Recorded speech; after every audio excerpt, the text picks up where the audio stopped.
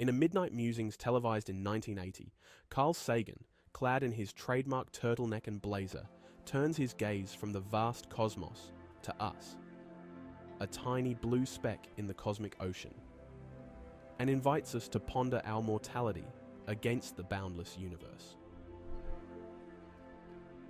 Who are we, if not a blink in the life of the cosmos?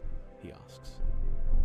This question is not meant to belittle, but to broaden our horizons, stretching our understanding of existence itself.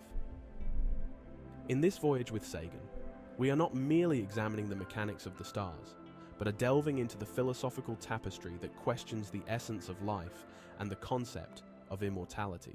Carl Sagan had a unique ability to bridge the gap between the vast complexities of the cosmos and the intimate philosophical inquiries into human existence. His reflections often ventured beyond the scientific domain, touching the existential questions that haunt us. Why are we here? Is there a purpose to our existence? Through his books and the television screen, he brought the universe into living rooms worldwide, not just as an astronomer, but as a philosopher of science. In his book, Pale Blue Dot, a vision of the human future in space, Sagan presents the famous pale blue dot photograph of Earth, taken by the Voyager 1 spacecraft from a record distance of about 6 billion kilometers. With this image, he poignantly illustrates our planet's fragility and solitude in the void of space. Look again at that dot. That's here. That's home. That's us, he says, instilling a sense of universal responsibility and a call for humility that resonates deeply in the global consciousness. Sagan's narrative was not merely about astronomic facts. It was an invitation to reflect on our ephemeral existence within this grand universe. His approach in linking the cosmos with philosophical insight reminds us that our pursuit of knowledge and understanding transcends scientific achievements. It is fundamentally a search for meaning. Through his eyes, we come to realize that our brief appearances in time are not just fleeting moments, but are interconnected with the cosmos in meaningful ways.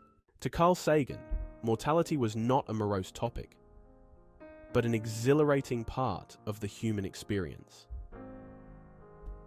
It was an opportunity to reflect on our actions, our legacies, and the fleeting moments we often take for granted.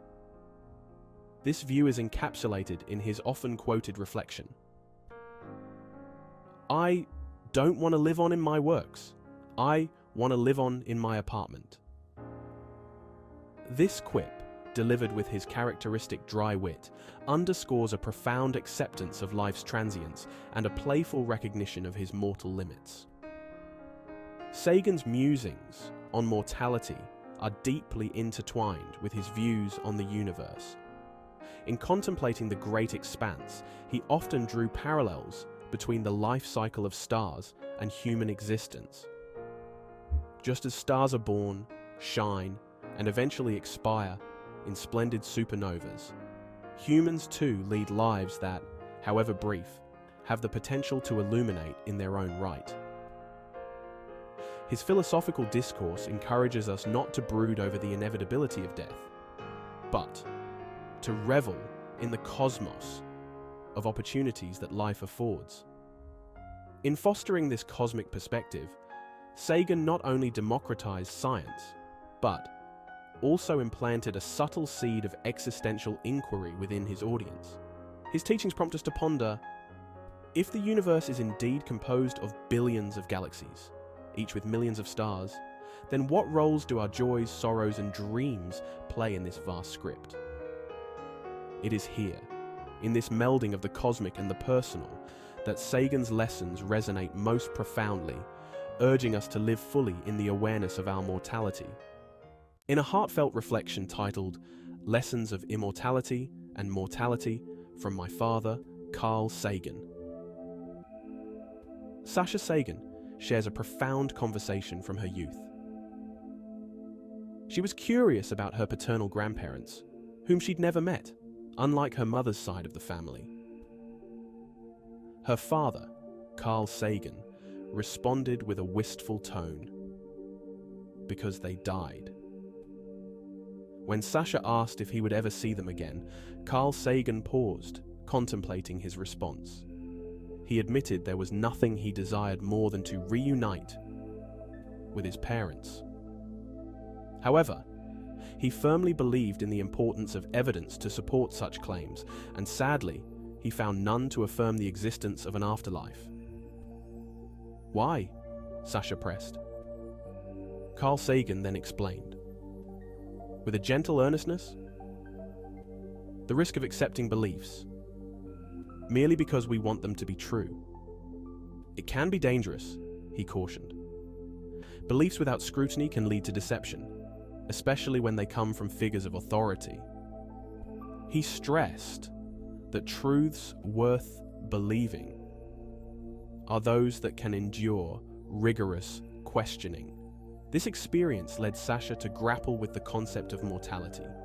It marked her first true comprehension of death's permanence, launching her into a minor existential crisis.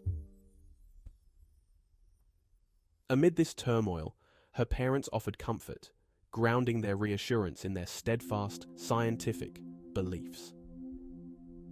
They told her, "You are alive right this second." That is an amazing thing, they explained. They described life as a miraculous outcome of countless decisions and chance encounters. Imagine the myriad alternate realities where something as simple as her great-great-grandparents never meeting could mean she wouldn't exist. They spoke of humanity's extraordinary luck to inhabit a planet perfectly suited for their needs. Air to breathe, water to drink, and a sun to provide warmth. They reminded her of our profound connection to the cosmos, linking us to our ancestors through DNA and even further back to the stars themselves. Every cell in your body was forged in the core of ancient stars. "We are star stuff," her father would say, instilling in her a sense of wonder and belonging to the universe. Her parents taught her that the transience of life is what makes it so precious.